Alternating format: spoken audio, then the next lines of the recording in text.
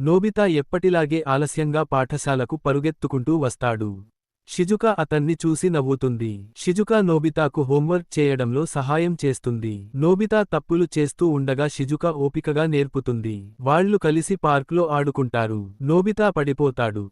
Shizuka అతన్ని లేపుతుంది. Shizuka అతనికి ధైర్యం చెబుతుంది. వాళ్లు కలిసి స్కూల్ ప్రాజెక్ట్ చేస్తారు. నోబితా భయపడితే షిజుకా అతని చేతిని పట్టుకుంటుంది. వర్షంలో ఇద్దరూ ఒకే గొడుగు కింద నడుస్తారు. వాళ్లు కలిసి సంగీతం వింటారు.